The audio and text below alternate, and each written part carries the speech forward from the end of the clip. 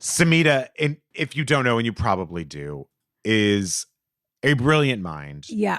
And a brilliant writer and a brilliant editor, by the way. She's the former executive editor of Teen Vogue. She's the author of Outdated, Why Dating is Ruining Your Love Life. And she's the co-editor of the anthology Nasty Women, Feminism, Resistance, and Revolution in Trump's America. Plus, her new book, The Myth of Making It, comes out in like a little while. It's on. She's making it. The myth might be that she's making it. We'll have to wait. That's true. We actually don't out. know. Yeah. We saw the item that she was working on a new book, but the myth might be that she's not. We don't. Don't ever ask a writer when they're writing when the book is coming out. All we know is that someone has said to her, "We agree, go do this," and he has some dough. Yeah. But until it is on the shelves, you can't put that pressure on a real author. You just can't. Is that right, Samhita? Thank you, Rona. I feel very seen now. That is correct. It is hard. When you're writing a book, what is your process? I know that you're in upstate New York, and does it help to have books in the background? You would think it does, but it's like everyone is like a new bullet to dodge, you know? And it's like, oh God, I got out of that one unscathed. And I don't know. It's an intense time to try to create. I mean, you both know that, right? There's, you know, somebody has an opinion on everything. And so it's hard to kind of be like, I don't care what other people think. Like, you know, but of course I do. Of course I care what other people think.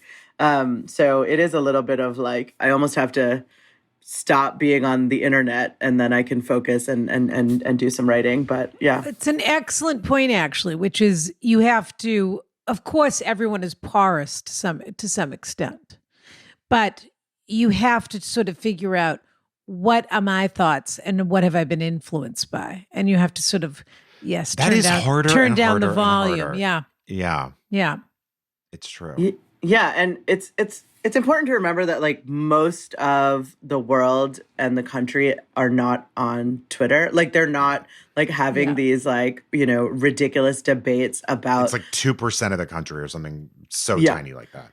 You know, and so it's important to remember that because it can feel so overwhelming when you're like, I got something wrong, or like, I'm afraid of getting something wrong, or I'm afraid of saying this thing that I've been feeling. Is there anything dumber than Twitter, honestly? At the end of the day, when you think about it, it's just stupid.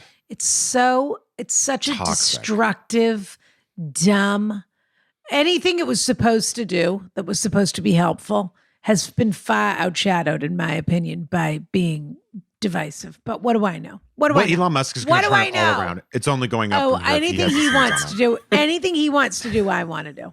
Samhita, I do want to know in a general sense. I am sort of fascinated by these people that are obsessed with him. And well, you know, he's obsessed with comedians.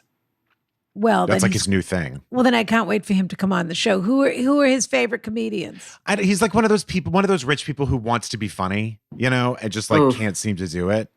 So who do we think he likes? Who do we think whose stand-up do we think he's watching? Probably like Bo Burnham. I don't know. Like people, I don't know. Someone. I'd love to know. I'd love to know.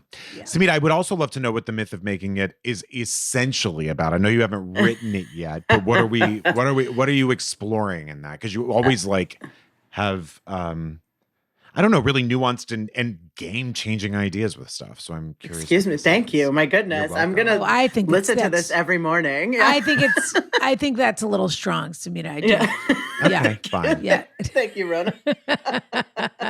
I'm just saying she's a game changer. She's the Sarah Palin of okay, now I'm on board. World. I'm back on board. Yeah, exactly. What is the book about? So the myth of making it is it's both a myth and it's kind of me looking at, it's part memoir, you know, talking about my career, but it's really looking at this moment where I think a lot of people are rethinking what ambition means to them and what, you know, being successful means to them. And we've had these kind of really high profile girl boss cancellations. And so everyone's like anti-girl boss right now. So, you know, if we know that kind of girl boss feminism isn't it, lean in feminism isn't it, you know, what is left for women in the workplace? And, you know, I don't know, I'm sure you both kind of went through this as well. A lot of my friends right now, they don't want to work anymore. Like people just don't, they're not really trying to do things that aren't engaging them in some way or creative or interesting or they feel passionate about. And so, yeah, it's kind of about that. Well, and no one wants to be a housekeeper anymore. I can tell you that, Sabina. Yeah. I don't think that's what she's talking about. At my house on the Vineyard, I don't think anyone I ever had a whole did, to be cleaning crew honest. that used to come through. And now it's very hard to get them. I mean, they can only come 3 times a week now because there's such a labor shortage. So You I know really exactly should be interviewing what you're Rana for talking this about. book because I know. she Well, as a girl boss, Brian, I know exactly what she's talking about. that's true.